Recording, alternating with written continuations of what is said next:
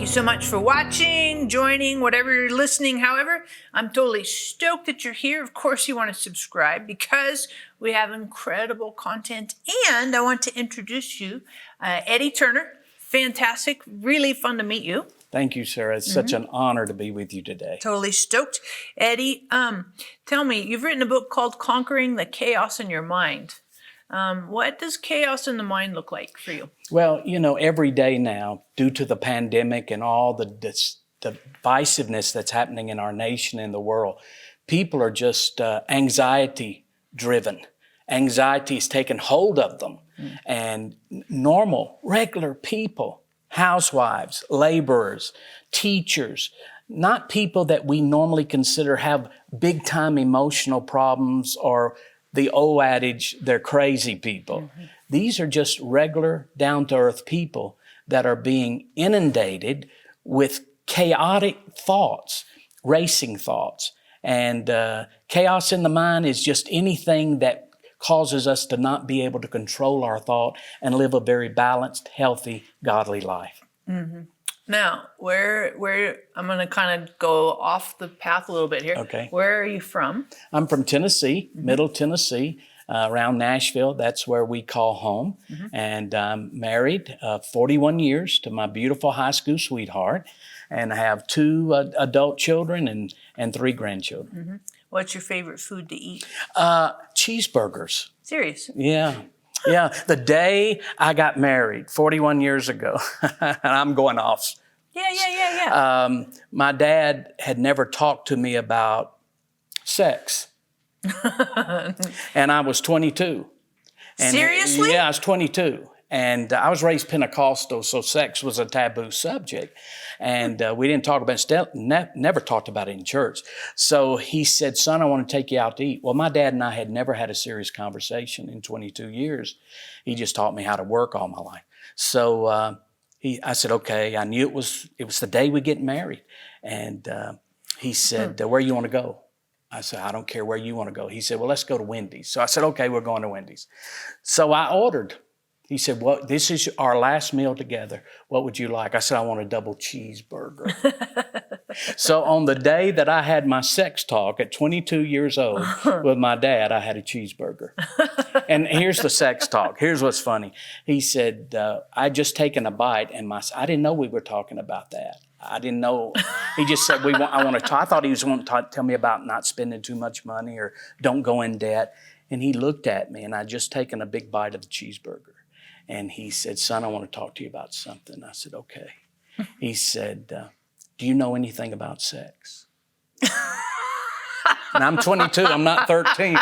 And I said, yes, sir. And he said, okay, you want a Frosty? That was it.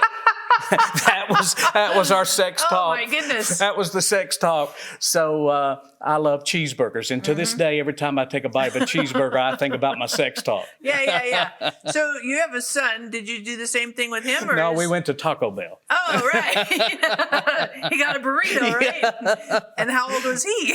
He was 13. I decided not to make the same mistake Nice. Yeah. So what kind of work did your dad do when you were growing up? My dad was just a general laborer. And he was a laborer. Parents were sharecroppers. Back, they never owned a home. They just followed the crops. So I grew up, my dad grew up very without a lot of resources, and I grew up that way as well. And my granddad on my mom's side was a Pentecostal preacher back when it was not popular. Sure. You know, and they lived in a storefront or the back of a store and had church in the storefront. So I grew up with resources not too abundant, but a wonderful heritage nonetheless. For sure. And what are the things you like to do, like hobbies, just to kind of let your hair down, relax? You know, my wife and I used to golf, and then I loaned my golf clubs to my son and never got them back. And so I don't golf anymore. But we love cars. I love cars. I love Corvettes, and I love, so we'll take the Corvette, take the top off and take the Corvette out and go driving. And we love to ride, and we would just love to bring our car to the Rocky Mountains. Yeah. It and would be hug a the great. curve, Yeah, right? you better believe it. Yeah. What year's your Corvette? It's a 2000. I just got a 2016. Yeah. What do you like about it? It's fast.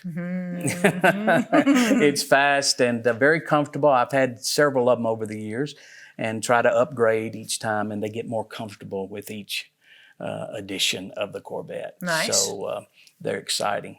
This is a dumb question. Sorry. Okay. Do Corvettes, are they only manual or do they come like automatic? No, they're automatic. And years ago, when I was a younger boy, it was a sin to have an automatic Corvette. Sin? Oh, yeah. You don't want a Corvette that you can't change the gears and pop the clutch Exactly. and things. But the older I've gotten, I kind of like not having to wear my knees out Yeah. a lot. Yeah. So yeah. the automatic's pretty good. Nowadays, I don't try to go fast. I just like to pull up to the red light and let people know next to me that I can go fast. Rev it? Yeah, just rev it a little bit. You don't like to go fast though? I enjoy it, but when my wife going with me, she kind of wants me to slow down. What's crazy about the Corvette is when you pull up to a traffic light, everybody wants to race you.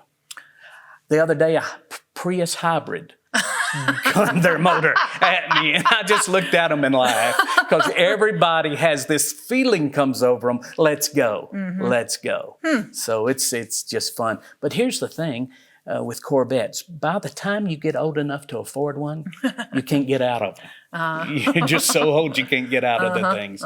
So that's a lot of fun to us. So how long have you been owning Corvettes? Probably 15 years. You know, I had to make sure the kids got out of school, Yeah. and then I was able to have a little fun. Did you buy some vintage ones? to No, start, or I don't know how to work on them. I just like to Oh. drive them. Yeah. So I made sure they had a good warranty on them, and they were still and you could get parts for them. I understand that. So living in Tennessee, can you just open it up? Well, since I'm in Colorado today, I can say, yeah, we found places we can open it up. And the on-ramps on the interstate, the policeman never sat on the on-ramps. So you can open it up on the on-ramps. Now, once you get on the interstate, you got to crank it down. But I can pass anybody getting on the interstate. I totally understand that. So do you like any kind of like fried egg or squash, you know? What am I thinking of? Okra. Okra, fried okra, fried catfish. We have Yeah. catfish in Tennessee. Fried catfish. I love anything fried. Anything fried is wonderful. And everything is fried in Tennessee. Yeah. Even at our county fairs, we have fried Oreos, fried Snickers. Everything is fried in Tennessee. Put enough breading on it, it all tastes wonderful. That's funny. Do you like reading? I enjoy reading. What do you like to read? Love reading. I love reading.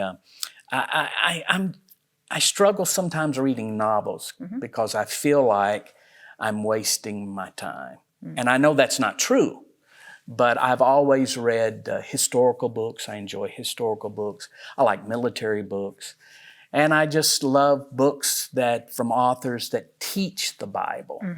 I've read a lot of that, all of your mom's books, all of Brother Hagin's books, all of the Osteen's books, all of Andrew Womack's books. All of those books are on my desk, and I still like to read them in book form. Yeah.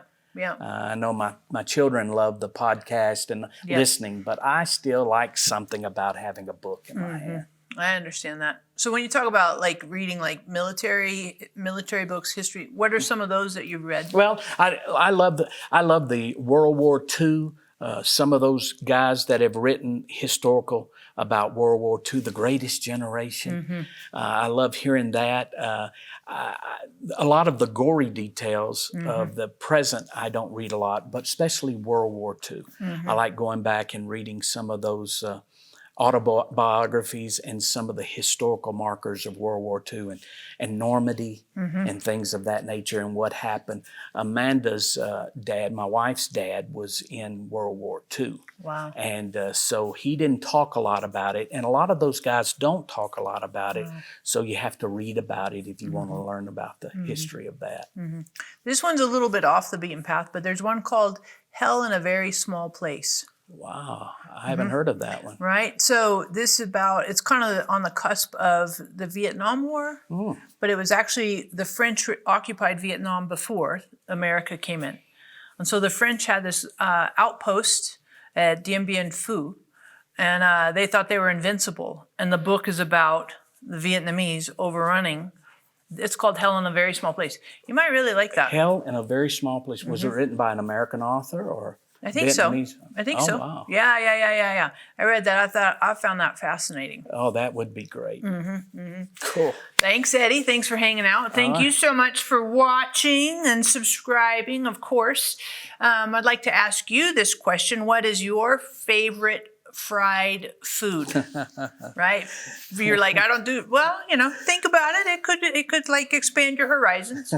And I have a really great joke for you, which of course I say with dripping sarcasm, but this one's not too bad.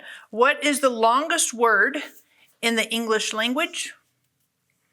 I know, it's really interesting. The word is smiles, because the first and last letters are a mile apart. Smiles. I know, you have to think about it a little bit, but it's not all bad. Everybody behind the camera is like, oh my God. So thanks again. Catch you next week.